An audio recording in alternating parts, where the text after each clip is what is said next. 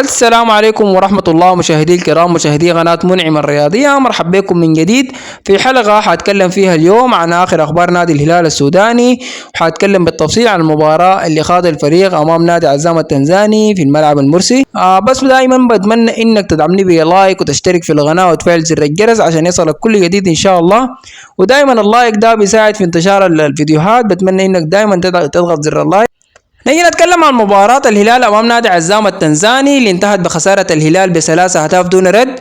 والمباراة دي بتوضح لك قدر شنو الفريق محتاج لكثير من الإعداد البدني وكثير للإعداد الذهني، وحنشوف المدرب لابد إنه دائما يوظف لاعبين في خانات جديدة. مثلا خانة الباك الشمال محتاج فارس عبد الله لازم، يعني مثلا اللاعب زي موفق صديق يلعبوا في خانة الباك الشمال، او لابد انه واحد من قلوب الدفاع زي طيب عبد الرازق او محمد احمد ايرينج او عثمان ديوف يلعبوا في خانة الباك الشمال في كل المباريات الودية اللي حيلعبها، او انه غير التشكيل او التكتيك بتاعه ويلعب بثلاثة مدافعين في قلوب الدفاع. هنا نتكلم عن اللاعب اللي رحل رسميا عن نادي الهلال، اللاعب فابريس نجوما اللي انتقل رسميا لنادي سيمبا التنزاني بعد ما يتفق على البنود الشخصية مع نادي سيمبا.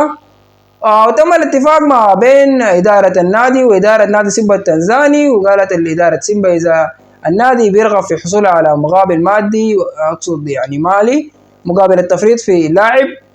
وعبر نادي الهلال في صفحته الرسمية في فيسبوك عن انتقال اللاعب فابريس نجوما إلى سيمبا التنزاني، وقال الهلال يرحب بانتقال فابريس نجوما ويشيد بسيمبا. واعلن النادي عن ترحيبه بصفقة انتقال اللاعب فابريس نجوما إلى نادي الهلال نادي سيمبا التنزاني الشقيق. ويؤكد الأزرق أن الصفقة اكتملت بالطرق القانونية التي تحفظ حقوقه وحقوق الجميع.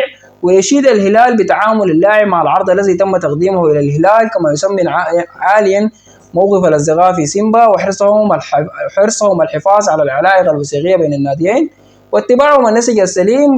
بتمنى انه اللاعب يكون بالتوفيق للاعب فابريس نجوما في تجربته الجديده في نادي سيمبا التنزاني. وايضا ابرز اهتمامات النادي الهلال اللاعب الشيخ عمر، اللاعب منتخب البوركيني المرشح الابرز للانتقال لنادي الهلال تعويضا للاعب ايمور، لانه ما اظن اللاعب فارس عبد الله هو اللاعب الممكن يكون لك الموسم الماضي افريقيا او محليا انه يكون هو اللاعب الامثل او اللاعب اللي يكون اساسي في المباريات. ان شاء الله تتم الصفقه دي، صفقه ممتازه جدا، لاعب ممتاز جدا، انا شاهدته شخصيا. لو تمت الصفقه دي حيكون في مثابه باك شمال ممتاز جدا دفاعيا وهجوميا. ايضا هنالك اخبار عن الظهير الايسر المرابطون دياو اللي دخل خيارات الهلال، اللاعب اللي انتهت فترته مع نادي حوريه كوناكري الغيني بنهايه الموسم الحالي. نجي نتكلم عن مهاجم نادي الهلال الكنغولي ماكابي لوبو اللي تلقى كثير من العروض الحقيقة، لكن كانت أبرزها عرض نادي النجم الساحل التونسي اللي طمح كثيرا في المدرسة الكنغولية عقب تعلق المهاجم السابق فيني بونغونغا اللي قدم موسم رائع مع الفريق رفقة كتيبة المدرب المخضرم فوزي البنزرتي. وكلاء اللاعب متحمسون للفكرة لأن العرض المقدم عرض كبير جدا من النادي النجم الساحل التونسي، واللي تولى الحقيقة يتقدم بعرض ويعد انه افضل من بقية العروض اللي اتقدمت للاعب. واظن اللاعب بنسبة 60% حينتقل لنادي النجم الساحل التونسي، ولا بد انه المدرب بينجي يجتهد في خانة المهاجم الصندوق، وايضا ينظر لخانة الظهير الايسر، وايضا الظهير الايمن لابد ان يكون في معوض لانه اللاعب موفق صديق عشان يستفيد منه في خانة الوسط. ايضا اللاعب اظهر الطاهر واللاعب وليد الشعلة اللي ما اظن انه حيكونوا في خيارات المدرب الموسم الماضي، واظن انه اللاعب وليد الشعلة في خيار كبير، خيار اعارة للاندية العربية. ايضا اعارة اللاعب ميسي واللاعب شيخو لإعارة لصحافتها بعد التعقيدات، لكن اظن انه الشعلة الاكثر حظا لانه تلقى كثير من العروض من الاندية العربية. وحنشوف تحديد مصير اللاعبين في الفترة المقبلة.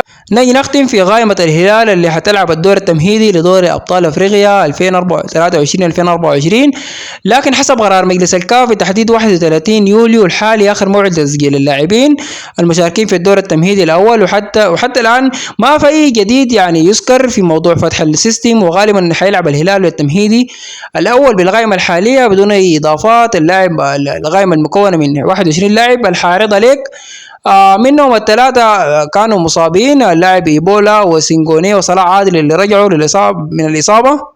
نيجي نشوف القائمة مكونة من 3 حراس مرمى: الحارس عيسى فوفانا، والحارس علي أبو 20، والحارس محمد النور أبوجا، وأيضا اللاعب إسحاق آدم اللي أصلا ما موجود في المعسكر، ما معروف لشنو، إصابة أو قرار فني. في قلوب الدفاع موجود اللاعب عثمان الديوف، واللاعب محمد أحمد إيرينج، واللاعب الطيب عبد الرازق، واللاعب أحمد يحيى.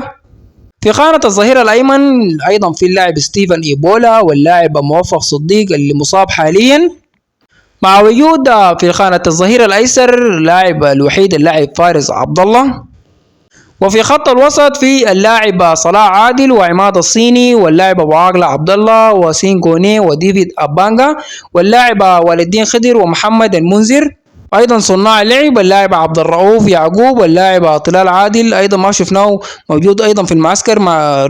وفي خانة الهجوم موجود اللاعب محمد عبد الرحمن الغربال، واللاعب جون مانو وياسر مزمل ومكابي لولوبي وأنس سعيد، مع تأكد غياب اللاعب أطهر الطاهر ووليد الشعلة اللي خارج حسابات أيضا الجهاز الفني لنادي الهلال.